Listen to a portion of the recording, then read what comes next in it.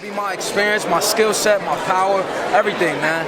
Everything I'm bringing to the table. I'm coming ready. I'm mentally focused. I'm physically in shape. I'm ready, man. I'm ready. Why do you see anything in his eyes when you guys are facing off that he's not ready? He's a little green. Anything like that, or not at all? I don't know. I don't really pay attention to that too much, but when I look in his eyes and he stare away first, and he look away first, that tells me a lot. It tells me a lot, you know. I'll stay up there until 10 o'clock tonight looking at him. What does that tell you as a fighter? I mean, we want him more. That shows like we want him more. I don't give a fuck if they're telling me to look at the cameras over here, look at the cameras over here.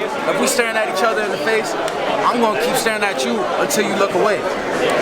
So you said that they keep holding the Charlo fight over your head. You think it's an unfair analysis to continue to go back to that one fight? I don't care. I don't give a fuck, man. That shit keeps me hungry. That shit keeps me hungry, and I'm always hungry. I'm always ready for. I don't give a fuck if I was fighting a YouTuber. I'll be training my ass off for a YouTuber. I train hard for everybody. I train hard for this fight, the last fight. I fought 11 weeks ago.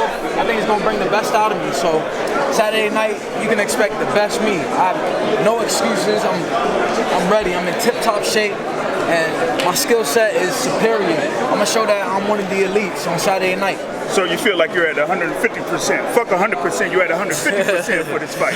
Facts. Erickson, I asked you this too yesterday, but do you think Charlo in the main event is showing too much respect to Canelo? Just a little bit. A little bit. And his previous press conferences and the lead up to his last couple fights, you know, he's been a little bit more dominant in those press conferences, but he just know who he got in front of him. You know, I think Charlo's a very smart dude. You know, he has a great IQ in the boxing ring. I don't even think his skill set's everything. I think he just got, you know, a great IQ. So I think he know who's in front of him. So he's just keeping it calm right now. You know what they say in the art of war, never alert the enemy. What do you see as your road to a world title shot at 154? Say it again? What do you see as your road to a world title shot? You say that's still your goal. What's the road to get there? Fights like this, man. You know, I could have fought anybody else, man. But you know, Ramos, I asked for this fight. I asked for this fight before he even fought Joey Spencer. I want the hardest fights because, you know, I'm not just all about the money. You know, I'm more so about the legacy, and with a great legacy, the money comes with that. Lubin, do you think you got to get a knockout to get the respect?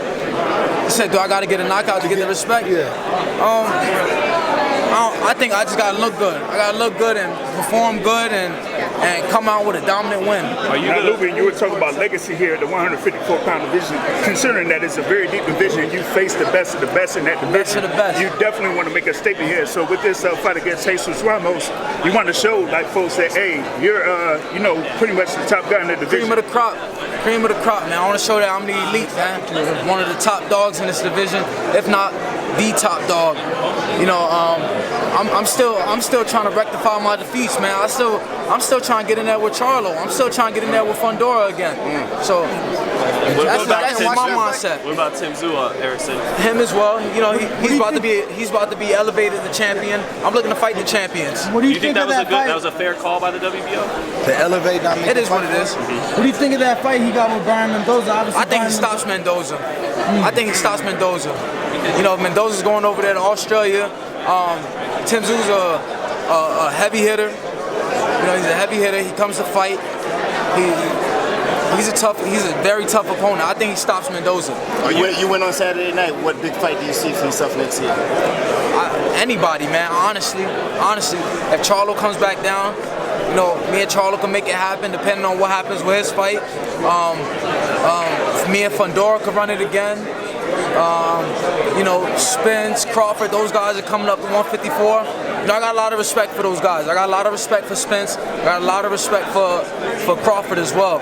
But, you know, I'm just looking to be in there with the best guys. Like I said, it's all about legacy for me, and with that, money comes. Lubin, what's your thoughts on the WBO stripping Charlo? Do you think they should have waited? Because now they divide up the division a little bit? It is what it is. It is what it is. The belt's got to get moving, so it is what it is.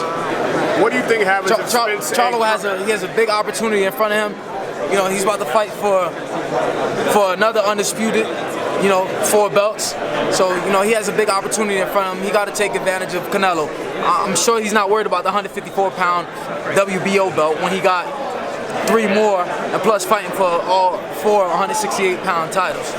So I'm sure he's not worried about it. What do you think happens if if Spence and Crawford beat at 154? We'll see, man. I don't know. I got my mind on Jesus Ramos right now. Erickson, do you dominate this fight to where people question how good a prospect he was? And that might not even be fair, but do you think that could happen? Yeah, that'll probably be the case. This is how you guys, you know, you put it out there like that. This is how you guys put it out there, and you know, the fans and the media and everybody eats that shit up. You know, they eat that shit up. He beat Joey Spencer his last fight. Joey Spencer. He beat Mendoza already. Yeah, he beat Mendoza. You know, he beat Mendoza. I don't think too much of Mendoza. Like I said, I just gave you guys my prediction on that. Right. I said Tim Tszyu was going to stop Mendoza. And Fundora was about to stop him before he got caught with that shot. You know, all it takes is one shot in boxing. You got to always protect yourself. You got to work on your defense. I don't know, man. I'm just ready to fight, man. I'm excited. Family, don't forget to hit that like button. Subscribe to the YouTube channel. Help us get to that 1 million subscribers. We're on the road to 1 million. And obviously, we have other great content on our Patreon channel. So since this video is over, head on over to our Patreon and check out all the exclusive content or right here on our YouTube members.